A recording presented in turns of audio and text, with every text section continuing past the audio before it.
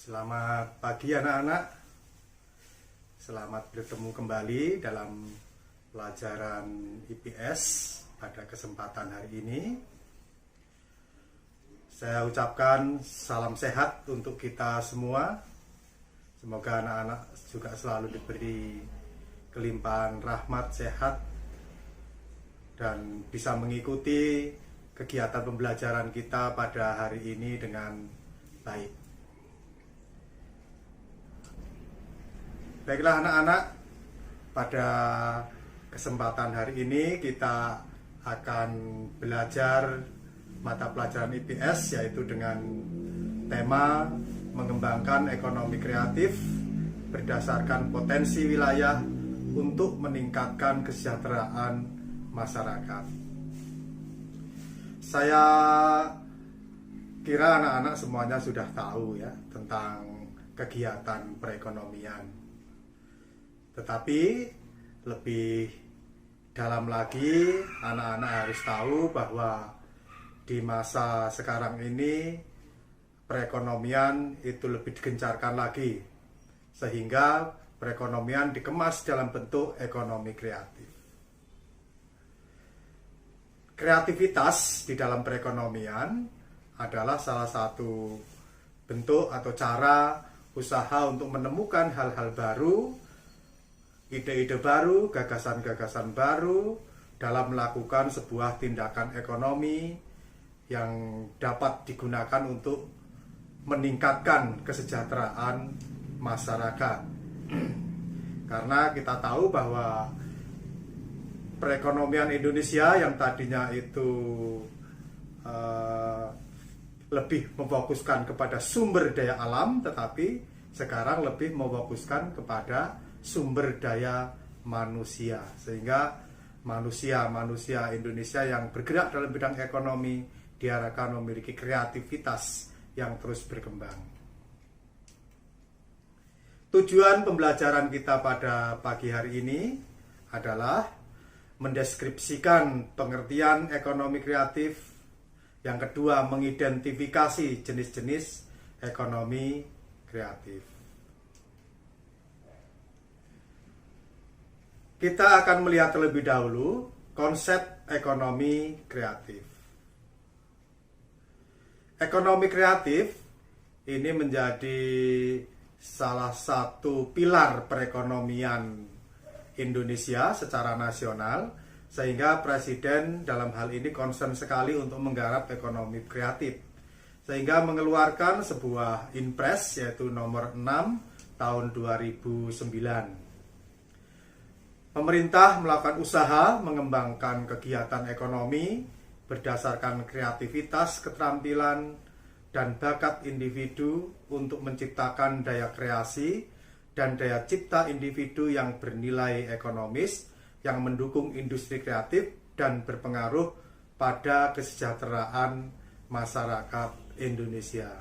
Inilah keseriusan pemerintah di dalam menggarap ekonomi kreatif.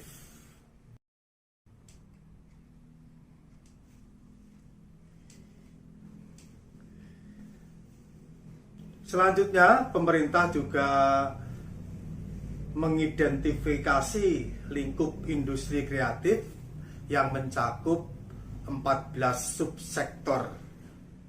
Yang pertama adalah periklanan.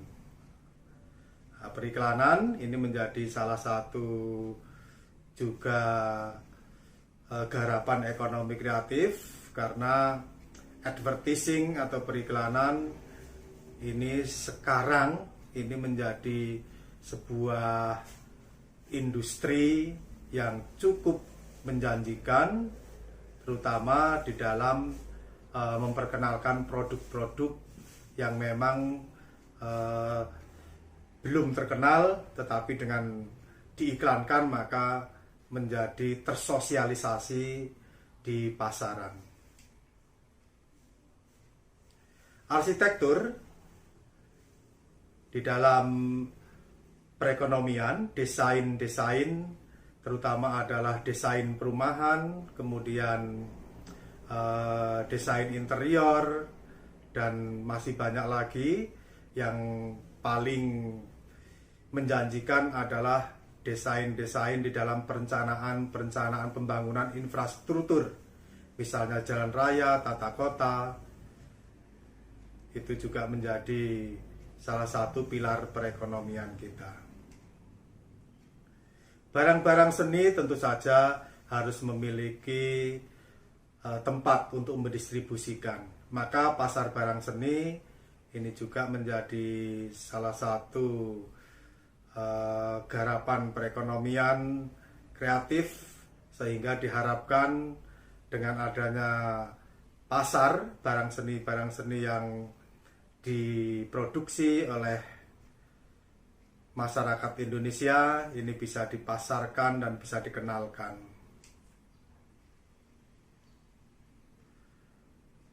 Kerajinan, baik itu dari bambu ataupun dari logam, juga dari rotan, ini adalah cukup menjanjikan, sehingga ini harus betul-betul menjadi concern kita di dalam ekonomi kreatif, karena kerajinan adalah suatu bentuk seni dan kreativitas. Seni desain ini juga merupakan karya seni yang cukup juga menjadi concern pemerintah, karena ternyata seni desain ini juga membawa dampak di dalam perekonomian kita. Bukan hanya mencakup desain pakaian, tapi juga desain interior, desain eksterior, dan juga desain di dalam seni grafis.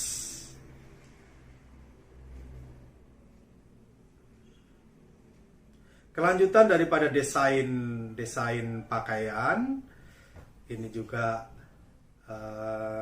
berdampak pada fashion show yang biasanya ini juga diperkenalkan di luar negeri untuk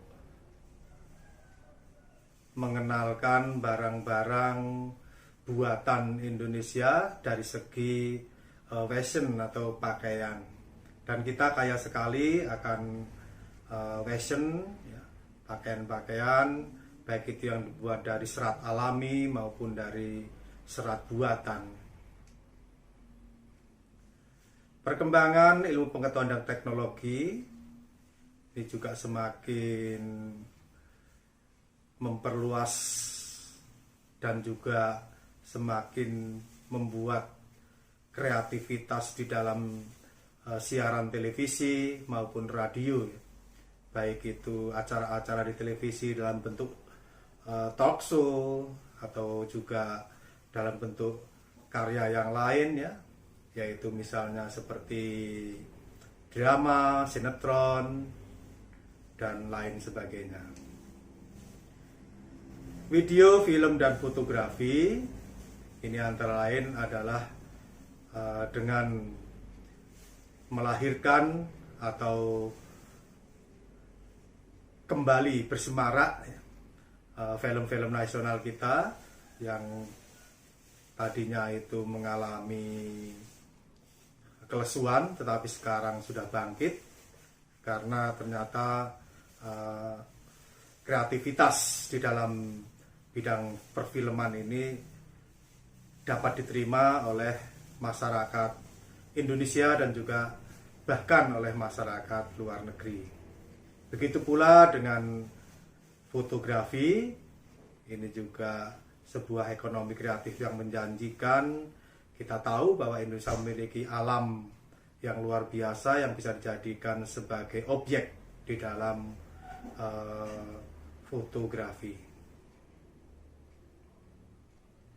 Kreativitas di dalam permainan interaktif, yaitu bisa melalui berbagai media, ya, misalnya game ini juga banyak diproduksi oleh anak-anak kita, ya, melalui tangan-tangan kreatif dengan konten-konten yang menarik dan juga bersifat edukatif.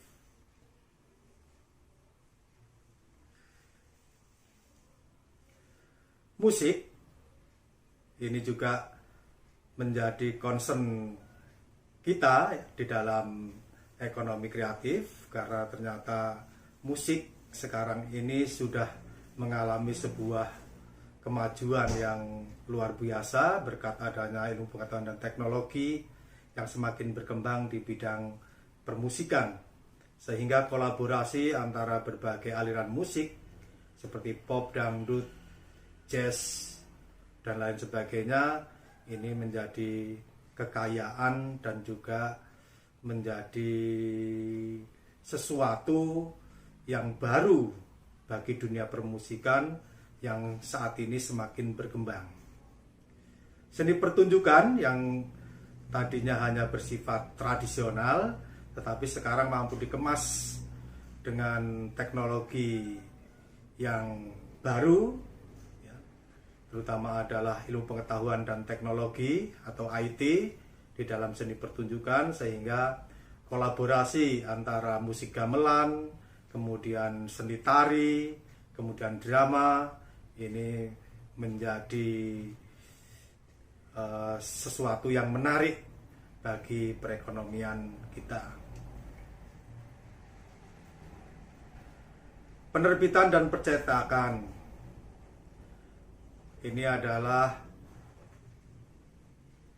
produk-produk yang menjanjikan kita, karena penerbitan yang sekarang ini jauh lebih baik dan lebih menarik ya, seperti surat kabar, kemudian buku-buku, kemudian percetakan-percetakan seperti pamflet, banner, ini semakin banyak kreativitasnya. Yang berikutnya adalah komputerisasi yang sekarang ini semakin hari semakin berkembang, tentu saja membutuhkan sebuah layanan yang prima dan juga sebuah layanan atau servis yang harus memuaskan. Kemudian didukung dengan peranti lunak ya, baik itu konten-konten ataupun juga sebuah software-software yang berkembang yang bisa digunakan untuk mempermudah di dalam bekerja ya, baik itu untuk akuntansi atau untuk pembuatan seni grafis dan lain sebagainya, sehingga layanan di dalam komputer ini harus betul-betul digarap. Riset dan pengembangan. Riset dan pengembangan ini adalah kemajuan di dalam bidang pendidikan, dan memang sekarang ini riset dan pengembangan ini sungguh sangat diperlukan sekali, karena apalagi di era pandemi ini bahwa ternyata segala sesuatu yang dikerjakan atau tindakan itu semuanya didasarkan atas riset, dan kemudian kalau memang itu menjanjikan dan berhasil, memang terus dikembangkan dan bisa diproduksi secara nasional atau secara besar-besaran ya. Tapi harus dilakukan riset dan teknologi terlebih dahulu. Kalau diterima oleh pasar, baru kemudian diperbanyak. Selanjutnya, kita akan melanjutkan materi kita, yaitu mengenai upaya meningkatkan ekonomi kreatif. Kementerian Perdagangan melakukan upaya pengembangan ekonomi kreatif untuk mewujudkan strategi pemerintah, yaitu dengan melakukan langkah-langkah sebagai berikut. Yang pertama, pengembangan database ekonomi kreatif Indonesia yang didukung dengan teknologi informasi. Yang kedua, peningkatan penggunaan teknologi melalui program kemitraan. 3. Pekan Produk Kreatif Indonesia atau PKN. Yang keempat, festival ekonomi kreatif. Yang kelima, wahana kreatif. Yang keenam, peningkatan jangkauan dan efektivitas pemasaran. Yang ketujuh, riset ekonomi kreatif dan fasilitas pemberian insentif yang mendukung inovasi. Yang kedelapan, fasilitas kegiatan yang mendorong lahirnya insan kreatif dan entrepreneur kreatif baru. Yang kesembilan, penciptaan identitas lokal daerah tingkat 1 dan tingkat 2 serta identitas nasional. Itulah upaya peningkatan ekonomi kreatif. Dalam hal ini adalah Kementerian Perdagangan concern sekali untuk mengembangkan ekonomi kreatif supaya ekonomi kreatif yang notabene banyak digarap oleh usaha menengah kecil ini bisa berdampak luas terhadap kesejahteraan masyarakat Indonesia. Baiklah anak-anak, itu yang bisa Bapak sampaikan untuk materi kita. Kemudian ini ada tugas untuk kalian ya. Walaupun sekarang ini pembelajaran daring, tapi kalian bisa berdiskusi melalui media yang ada ya. Bisa WA, bisa melalui Google Meet ya, dengan temanmu satu kelas seperti yang sudah Bapak bagi kelompok-kelompok itu, maka nanti masing-masing kelompok mendiskusikan ya, pertanyaan-pertanyaan yang Bapak berikan. Kelompok 1 nanti akan membahas tentang apa yang dimiliki seorang pengusaha agar produksi yang dihasilkan disukai masyarakat. Kemudian kelompok 2, mana yang lebih dibutuhkan oleh seorang yang akan membuka usaha antara modal dan kreativitas. Kelompok 3 membahas tentang bagaimana hubungan antara ekonomi kreatif dan industri kreatif. Kelompok 4 membahas tentang bagaimana prospek industri kreatif tersebut bagi peningkatan ekspor Indonesia ke negara lain. Itulah ya, kalian diskusikan, kemudian nanti bisa dikumpulkan saja melalui Google Classroom ya, atau GCR. Dan kemudian untuk materi yang akan datang minggu depan ya, tolong juga kalian persiapkan dengan baik. Nah, nanti kita akan bersama-sama belajar seperti ini ya, masih daring, dan juga nanti supaya anak-anak itu bisa memahami dan bisa lebih mengerti, maka buku yang diberikan